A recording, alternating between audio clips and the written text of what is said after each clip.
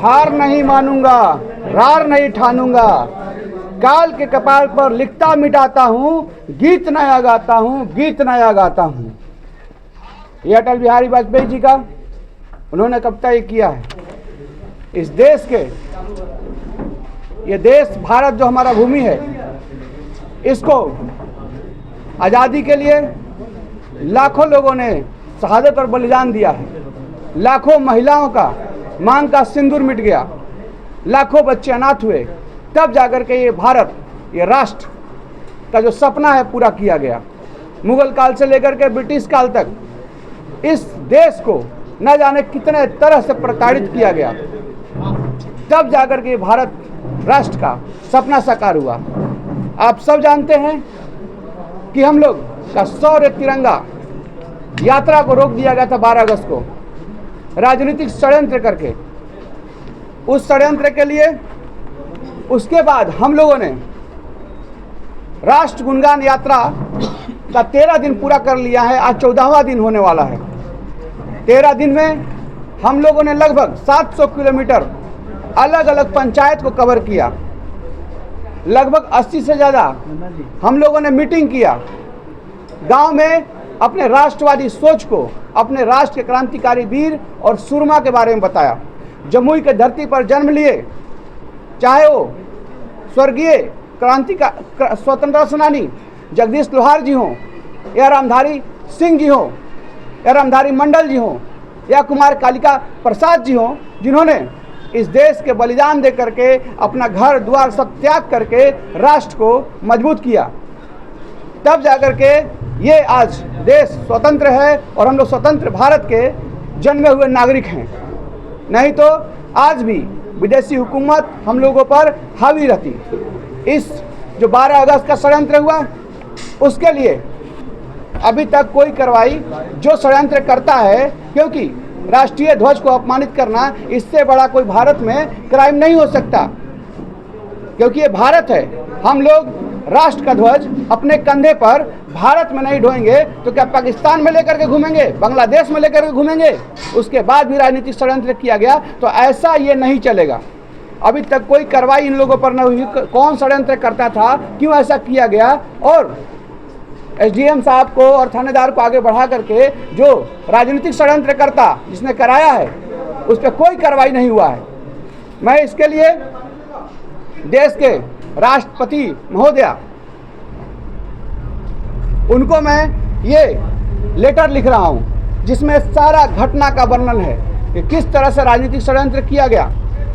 दुर्भाग्य की बात यह है कि जब देश के बाहर के लोग, अमेरिका जैसे लोग हमारे देश पर टैरिफ लगाते हैं तो समझ में आता है। हमारे देश के खिलाफ कई इंटरनेशनल लेवल पर लोग काम कर रहे हैं, इस देश के गरिमा और गौरव और स्वाभिमान के खिलाफ समझ में आता है। लेकिन दुर्भाग्य ये है कि जब देश के अंदर भी लोग अपने पद प्रतिष्ठा, विधायक बनने के लिए इस तरह के षड्यंत्र करते हैं, तो इससे बड़ा दुर्भाग्य नहीं हो सकता इस देश के लिए। मैं सारा एफआईआर की जो मुझे धमकी दी गई, मैं थाना में जो अपना हथकड़ी लगवाने के लिए, गिरफ्तारी देने के लिए गया था, सारा चीज़ों का जिक्र है। 3-3 बार परमिट मांगा गया हमारा राष्ट्रीय ध्वज को ढोने के लिए।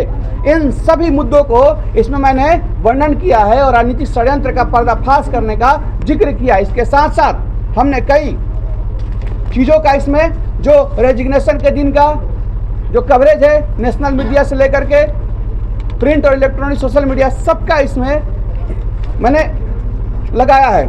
उसके बाद राष्ट्र गुणगान यात्रा जो 13 दिन कंप्लीट कर चुका है, 25 अगस्त से चल रहा है, इसका भी मैंने सारा जिक्र यहाँ कर दिया है। अब देख सकते हैं कि लगातार कोई 1 तारीख का है, कोई 31 तारीख का, कोई 26 तारीख का है, सारा न्यूज इसमें लगा हुआ है।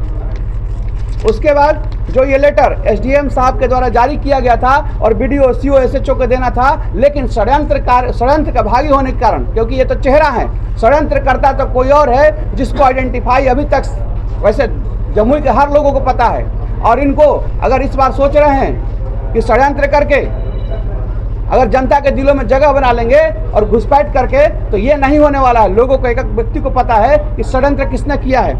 ये लेटर को भी मैंने लगा दिया है किस तरह से इस झंडे को अपमानित करने का पूरा षड्यंत्र किया गया ताकि अपना पद और प्रतिष्ठा चलता रहे। ये देख सकते हैं कि एक बार नहीं, एक बार पुलिस रोकती है, दूसरी बार पुलिस रोकती है, ये तीसरी बार ये सारा लेटर मैं लगा करके देश के राष्ट्रपति महोदया को, आदरणीय यशस्वी प्रधानमंत्री जी को, गृह मंत्री जी को,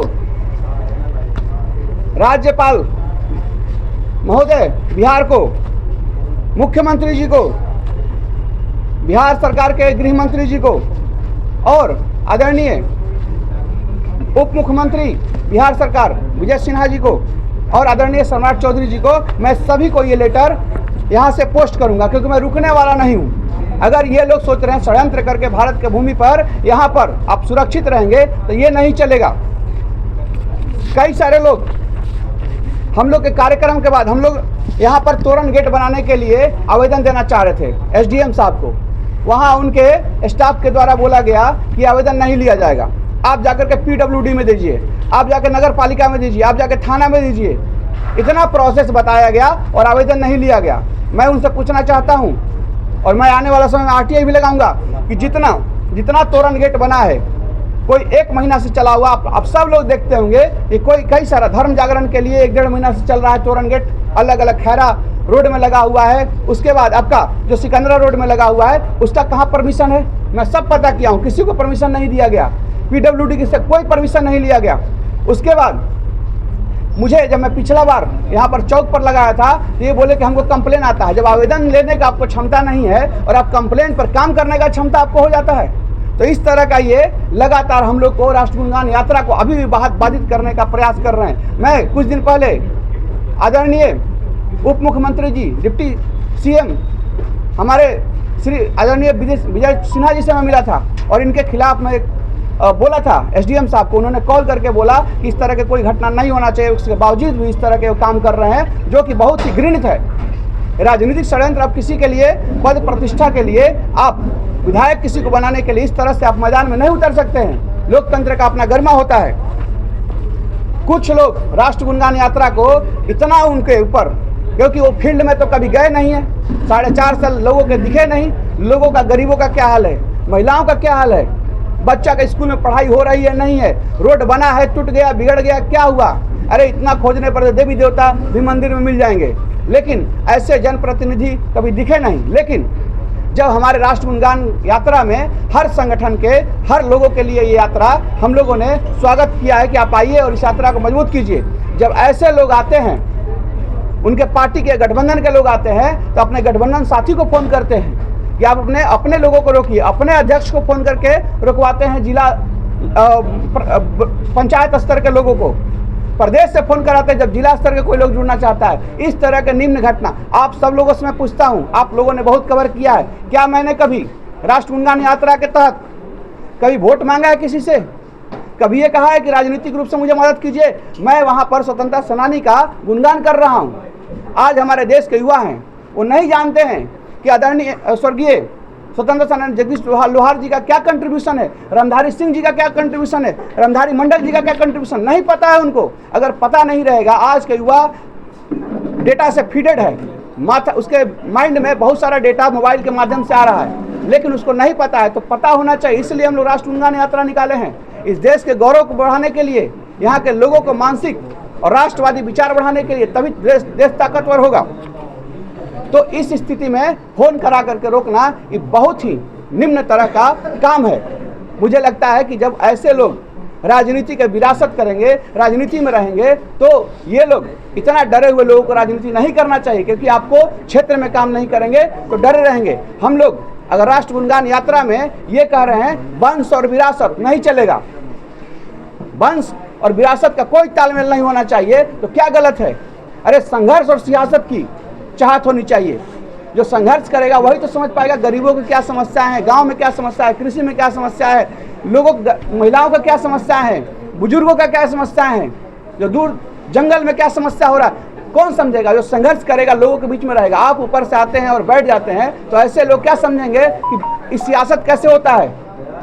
तो इन सब लोगों को हम लोग, ऐसे लोगों को पर्दाफाश हम लोग कर रहे हैं जो राष्ट्रवाद के, राष्ट्र के खिलाफ ये सब एक श्राप है। मैं आपको बता दूं,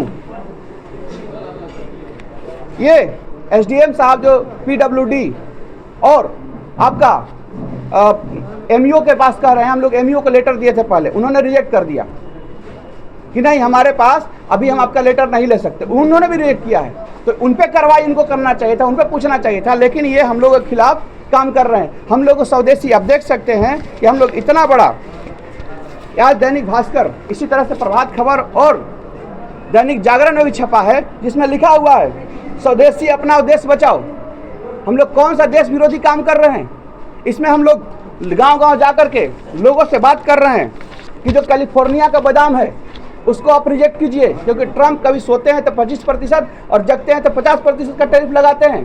क्या हमारा अंतर्राष्ट्रीय संबंध ट्रंप के अनुसार चलेगा? रसिया हमारा ऑल वेदर फ्रेंड है, पहले भी था, है और रहेगा।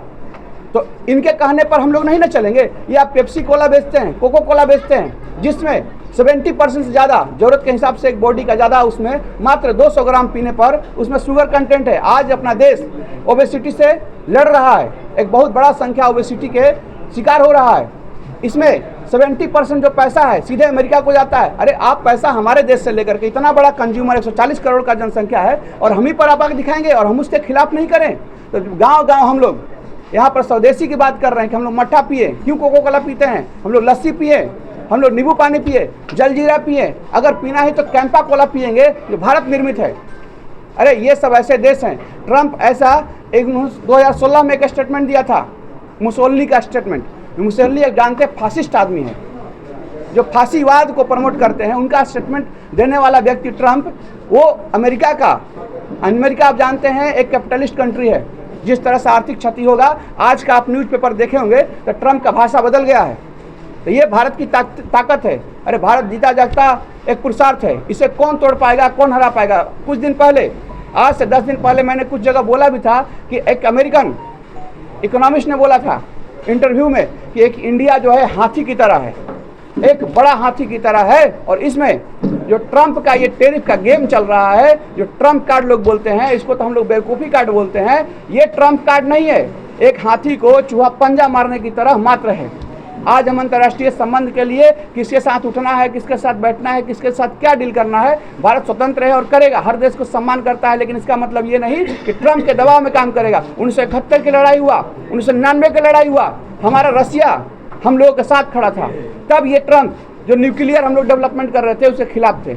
यही इनके देश अमेरिका के खिलाफ था। 1971 में हमारे विपक्ष में था, पाकिस्तान को साथ दे रहा था। आज ये ट्रंप, इनको लगता है कि भारत इनके साथ है, आप जैसा हमारे साथ ट्रीट करेंगे हम भी आपके साथ उसी तरह से खड़ा रहेंगे। लेकिन रसिया के साथ हम कैसा संबंध रखें, कि भारत की कूटनीति और भारत की अंतर्राष्ट्रीय संबंध डिसाइड करने वाले हमारे जो देश के यशस्वी प्रधानमंत्री जी हैं, उनके माध्यम से होगा। हम लोग आत्मनिर्भर गाँव बनाने का प्रयास कर रहे हैं, हम लोग यशस्वी प्रधानमंत्री जी के विचारों से इन्फ्लुएंस है और इसको आगे बढ़ाते रहेंगे। कोई जम्मू में षड्यंत्र करके इसको रोक नहीं सकता है। धन्यवाद।